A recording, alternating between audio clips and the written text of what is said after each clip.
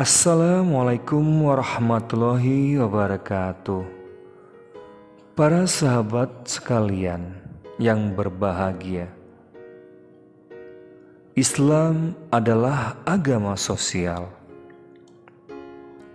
Kita semua menyadari bahwa kita semua hidup di alam dunia, tidak berada dalam kondisi hidup sendirian.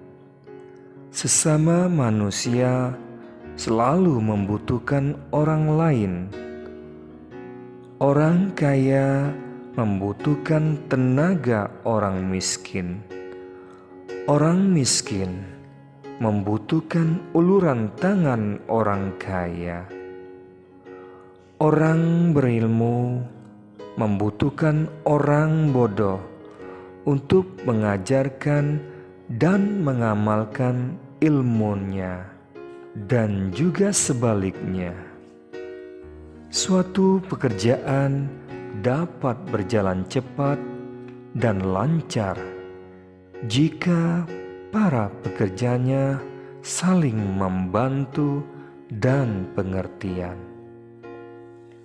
Hidup bergotong royong dan bersosial sudah ada di dalam ajaran Islam, yaitu agama selalu memperhatikan aspek sosial, mulai dari syahadat, sholat, zakat, puasa, sampai berangkat haji ke Mekah.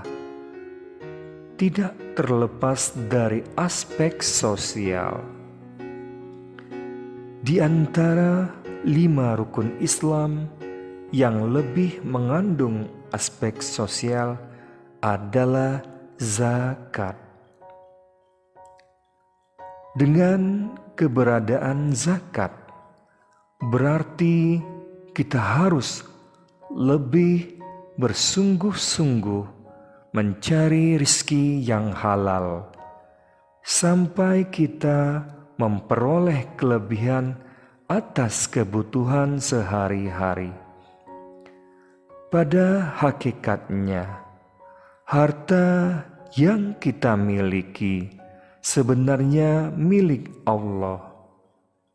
Kita hanya diberi hak untuk memakai, sedang Allah lah pemilik mutlak.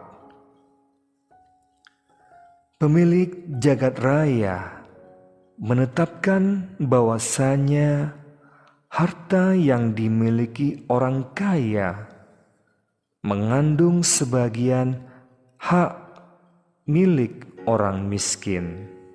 Sebagaimana bunyi firman Allah Subhanahu wa taala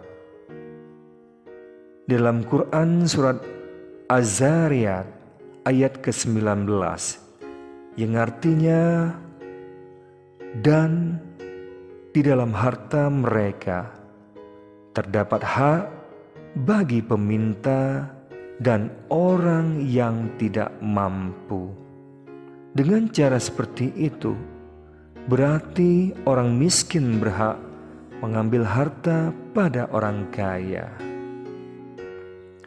Para sahabat sekalian yang berbahagia, agama Islam memberikan pedoman dan batasan zakat yang harus dikeluarkan. Tidak semua orang berhak menerima zakat, melainkan hanya 8 orang yang sudah dijelaskan oleh Al-Quran berdasarkan Quran surat At-Taubah ayat 60, yang artinya, sesungguhnya sedekah hanya diperuntukkan bagi fakir, miskin, amil, budak, orang yang banyak hutangnya, orang yang berjuang di jalan Allah, mu'alaf, dan ibnu sabil. Semua itu adalah ketetapan dari Allah, dan Allah Maha Mengetahui lagi Maha Bijaksana.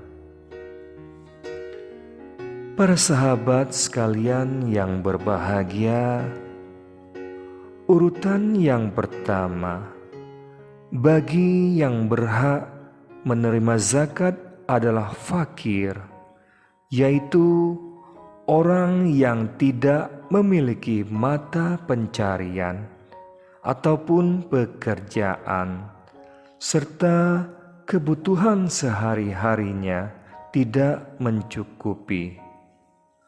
Urutan kedua, yaitu orang miskin, yaitu orang yang memiliki pekerjaan atau mata pencaharian, tetapi kebutuhan sehari-harinya tidak mencukupi.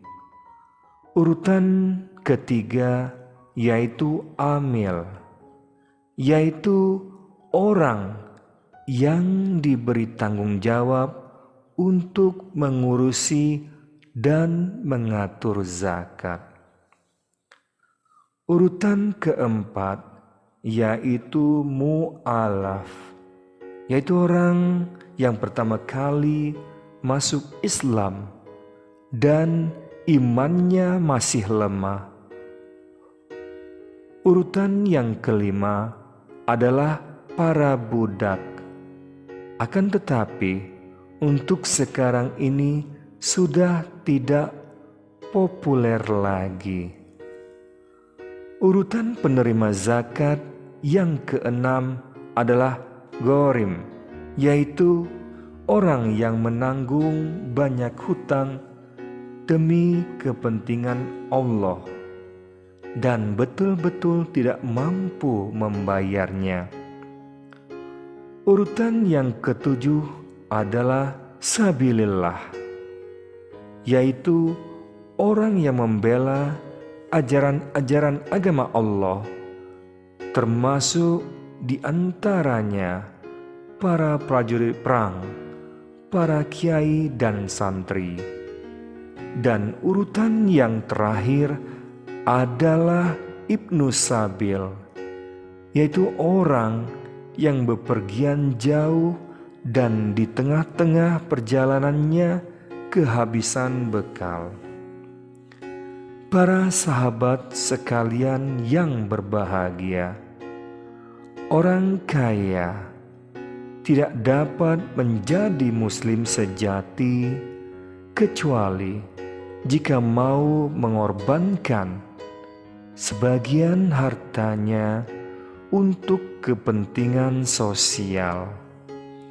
Hal tersebut bertujuan agar terjalin hubungan kasih sayang antara si kaya dan si miskin, serta menghilangkan rasa kebencian.